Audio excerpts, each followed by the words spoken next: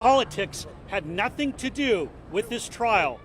They showed up and made a campaign event out of a Lower Manhattan trial day for President Trump. In fact, Biden's cronies had a printed out campaign sign saying Biden-Harris. So why the change? Why is Joe Biden now making this a campaign event after months of weaponizing the legal system against President Trump? Because Joe Biden's numbers are in the tank. The headline for today in Politico very simply said, Dems in freak out over Joe Biden. Joe Biden is losing nationally, is losing in every single battleground state, and President Trump's numbers continue to rise. And the best that Biden can do is roll out a washed-up actor.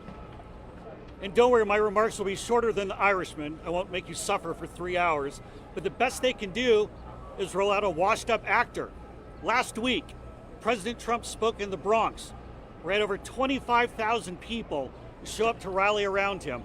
And the best the Biden campaign could do was put out a web video with Robert De Niro. There is nothing behind the Biden campaign. Their numbers are in the toilet. Kamala Harris is a terrible alternative, and it's all an attempt to try to turn around the Biden campaign. Now, what's happening here in Manhattan? We're in closing arguments for the Biden trial. We've been here for 6 weeks. Nobody has said that President Trump did anything wrong. We have a highly conflicted judge with an unconstitutional gag order, and everybody sees this case for what it is. In fact, the New York Post this morning, with the headline for Jonathan Turley, as Trump trial comes to close, DA's flimsy case is nothing to brag about. Everybody knows this case is complete garbage. President Trump did nothing wrong. This is all politics. If you don't think this is politics, then why did the Democrats wheel out a retread like Robert De Niro to try to change the subject? You could see the look on the Biden campaign staffers' faces. They knew this was a bad idea. They didn't want to be here. But somebody at Central Command told them that everything is going down the tubes for Joe Biden. And I hand it over now to Caroline Levitt. What you just heard from is a desperate and failing and pathetic campaign who knows that they are losing. Joe Biden's sending his campaign outside of this criminal courthouse. It is a full-blown concession that this trial is a witch hunt that comes from the top, comes from Joe Biden, and he is using a far-left district attorney in this city, Alvin Bragg. This case would have been laughed out of any other courtroom in America.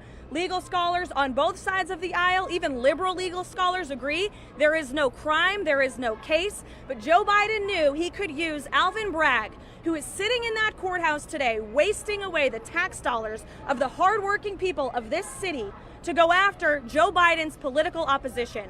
And the man overseeing this case is a corrupt and highly partisan and crooked judge who is highly conflicted for reasons that President Trump can't even talk about, because this judge imposed an unconstitutional gag order on the former president of the United States and the leading frontrunner in this election. This is a disgrace. President Trump has been locked up in that courtroom for 6 weeks, but guess what? The American people see through this witch hunt and this scam, and that's why President Trump continues to rise in the polls. That's why he pulls a crowd of more than 25,000 in the deep blue Bronx. That's why he pulls a crowd of more than 100,000 in deep blue New Jersey. Everywhere he goes, everyday Americans, not elitist, out-of-touch Hollywood actors like Robert De Niro, who have no idea the real problems that people in this city and across this country are facing. President Trump is backed by the hardworking men and women of this country, and I could not help but laugh when Joe Biden's spokesperson actually came out here and accused President Trump of being the threat to democracy. Joe Biden is the real threat to democracy. He is weaponizing our justice system. Look at all of you. This is a communist show trial. There are real problems in America, and you are all out here covering this because Joe Biden is weak, he's pathetic, he's a threat to democracy, not only with this weaponization of our justice system, but with his wide open border invasion that is allowing a mass invasion of illegal people into this country. Terrorists, criminals, our economy is in shambles, we are heading towards World War III. Those are the issues real Americans care about. That is why President Trump is going to win this election, and ultimately he will be vindicated of this sham crooked trial because he has the truth on his side and he is an innocent man. And here's my colleague, Stephen Chung. Make no mistake, This is election interference of the highest order. Crooked Joe Biden and his campaign are in complete freak-out mode. And that's why they've gone back on the word, and now they've gone in bed with a highly conflicted judge. And now they're making a political mockery of this entire thing. The fact remains that President Trump will overcome. He'll fight these charges up and down, and there's nothing to stop the truth from coming out. Thank you. Thank you, everybody. President Trump will speak to the courthouse media when a court adjourns at approximately 4:30. Thank you. What do you guys make of the Biden campaign response that they're only here because of cameras?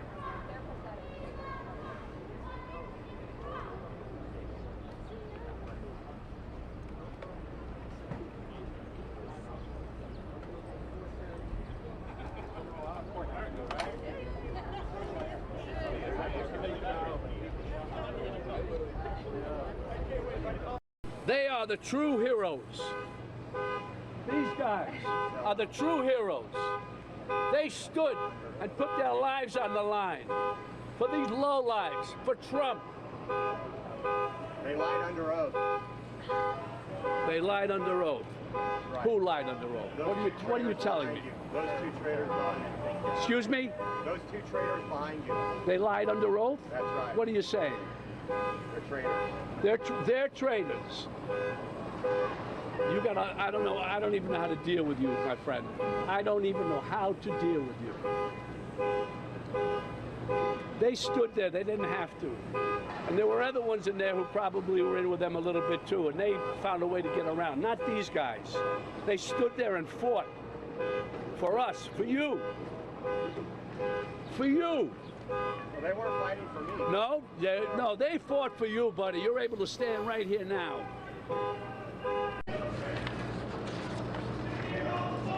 Somehow he even got self-styled patriots to support a man who called for terminating the Constitution, and on January 6th rallied an angry mob to threaten democracy, leaving death and destruction in its wake. That's why I needed to be involved and wanted to be involved in the new Biden-Harris ad, because it shows the violence of Trump and reminds us that he'll use violence against anyone who stands in the way of his megalomania and greed. But it's a coward's violence.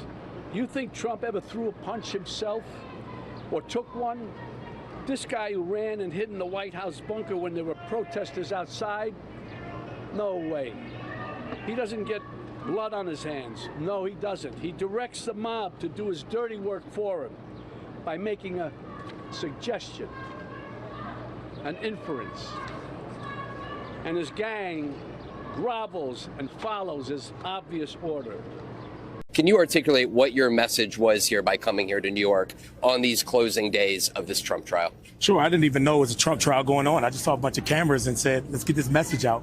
No, seriously, I just think it's really important right now to continue to echo how much of a threat Donald Trump is to democracy. And we have to, the only way we stop that is at the ballot box and in November by electing Joe Biden.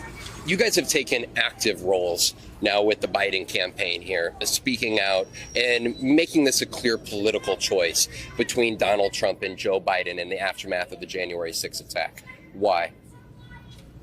Well, I mean, my message has been the same ever since January 6th, 2021.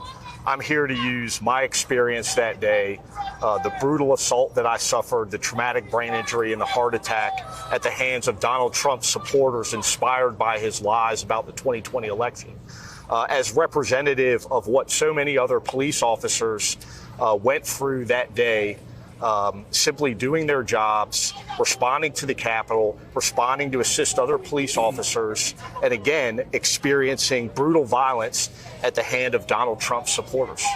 Well, first of all, I'm incredibly grateful for, Robert De Niro lending his celebrity and his voice to this cause. That being said, I think that it's disheartening to know that that's what it takes 3.5 years after an insurrection at the Capitol in which hundreds of police officers were brutalized and our democracy was threatened, to get the media's attention. And listen, I'm not painting everyone in with a broad brush here. Some networks have done an excellent job, but there's still networks out there that are mischaracterizing the facts of that day. And elected officials. Mischaracterizing, the events that led up to the insurrection at the Capitol.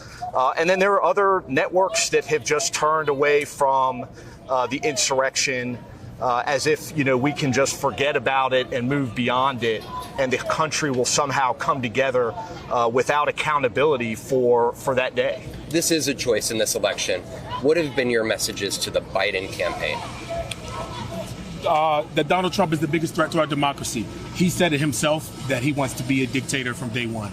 Those are his words. At what point do we not take him serious? I don't have any message for the Biden campaign. I mean, Joe Biden's going to run his campaign the way that he runs his campaign. Michael Fanone is going to continue to speak out about, my experience and the experience of law enforcement officers at the hands of the former president, and remind Americans that when they go to cast their vote on November 5th, there's a clear choice between an authoritarian who has a violence fetish and, somebody who seems at least has a long track record of commitment to democracy, the peaceful transfer of power in our Constitution. Apologies again for being in bed. I have some type of that. Yeah, okay. But anyway, social media is a weird place. Robert De Niro is clearly one of the greatest actors in history. There is no writer anywhere who, if Robert De Niro said he's interested in working with them, or movie director or anything connected with the studios, who would say no.